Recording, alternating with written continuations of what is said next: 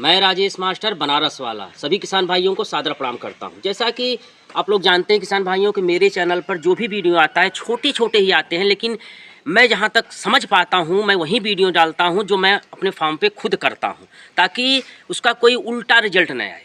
तो इसी के क्रम में चूँकि ठंड का मौसम है, बहुत सारे किसान भाइयों के यहाँ हरा चारा उपलब्ध रहता है। बरसीम है, आपका सुपर नेपियर है, आपका मलाई घास है, इत्यादि इत्यादि। जहाँ जैसा मौसम है बहुत हरे चारे का विकल्प रहता है। अब बात आती है कि मौसम ठंडा है, हरे चारे में पानी की मात्रा बहुत ज़्यादा है और बकरी बच्चा दी है। तो बकरी बच्चा दी है, अब हम उसको हरा चारा कितने दिन बाद खिलाएं? क्योंकि अगर बकरी ने बच्चा दिया है तो उसे तुरंत हरा चारा देने से तुरंत नुकसान होता है। निश्चित रूप से अगर आपने बकरी तत्काल ब्याई बकरी को 1 2 दिन 3 दिन के अंदर अगर आप हरा चारा खिलाते हैं तो निश्चित रूप से आप नुकसानी की तरफ चले जाएंगे। अब बात आती है कि कितने दिन बाद खिलाएं और शुरू में क्या मिलाकर खिलाएं, उसमें ये मायने बहुत रखता है। और कितने घंटों बाद कटा हुआ चारा खिलाएं, ये 2-3 बातों का हम ध्यान रखें तो हमारी ब्याई बकरी को भी हरा चारा खिलाने से किसी प्रकार का कोई दिक्कत नहीं आएगा।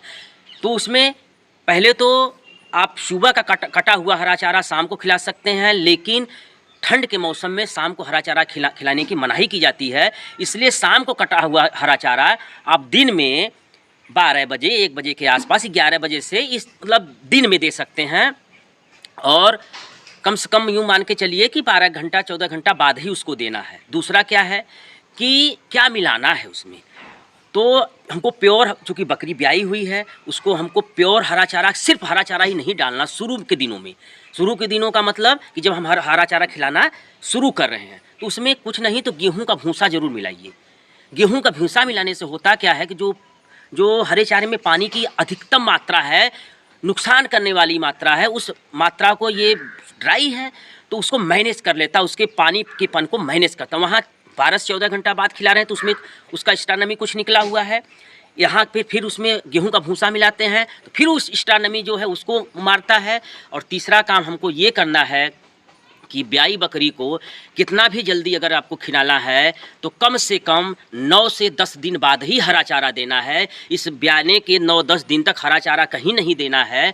उस दौरान हमें जो भी आपके पास दलहनी भूसा है, नहीं है तो गेहूं का भूसा में जो सानी पानी करके देते हैं वहीं खिलाना है। और उसके बाद जब 9-10 दिन के बाद हमको जब हरा चारा खिलाना है तो कम से कम 4-5 दिन तक हमें उस हरे चारे में भूसा मिलाना है। उसके बाद ही मतलब 14 से 15 दिन बाद तब हम प्योर हरे चारे को बकरी को खिलाएंगे तो कहीं से किसी भी प्रकार का कोई दिक्कत परेशानी नहीं आएगा। और हरा चारा कब खिलाना है, कभी भी शाम को नहीं खिलाना है, कभी भी बहुत सुबह नहीं खिलाना है, आपको दिन में खिलाना है। लगभग 11-12 बजे के आसपास खिलाएंगे तो 11-12 बजे का मौसम जो होता है ठंड के मौसम में लगभग ठीक ठाक होता है। और उस दौरान जब खिलाएंगे तो बकरी 3-4 बजे तक जो उसके पेट में हरा चारा गया उससे बनने वाला पानी भी बाहर आपके बाड़े में निकाल देगी। फिर जब शाम को बाड़े में उसको ले जाएंगे तो बहुत ही कम पेशाब करेगी। तो कम पेशाब करेगी तो वहाँ सीढ़न से बचेंगे आप। यहाँ हरे चारे का जो हमने सिस्टम बताया 12 से 14 घंटे बाद कुछ भूसा मिलाकर दिन में 11-12 बजे के आसपास इन 3-4 चीज़ों का यदि आप ध्यान देते हैं तो बकरी पालन में आपको किसी भी प्रकार का कोई नुकसानी नहीं होगा और सफलता की सीढ़ी आप चढ़ते जाएंगे। सब्र और संयम के साथ काम करिए। बकरी पालन का धंधा बहुत तेज़ी से बढ़ रहा है।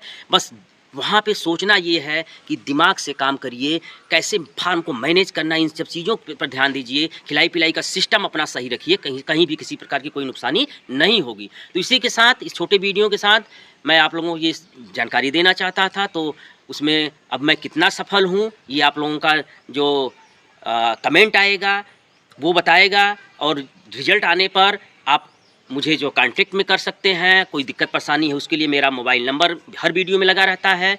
तो मैं ज़्यादा ये नहीं कहता कि मैं बहुत विद्वान हूँ, आप लोगों को मैं बार बार यही कहता हूँ, मैं हमेशा ये जानता हूँ, ये मैं जान चुका हूँ कि इंसान जब तक ज़िंदा रहता है वो सीखता ही सीखता है। जिस दिन आप सीखना बंद कर दिए उसी दिन आपकी कहानी ख़त्म हो गई।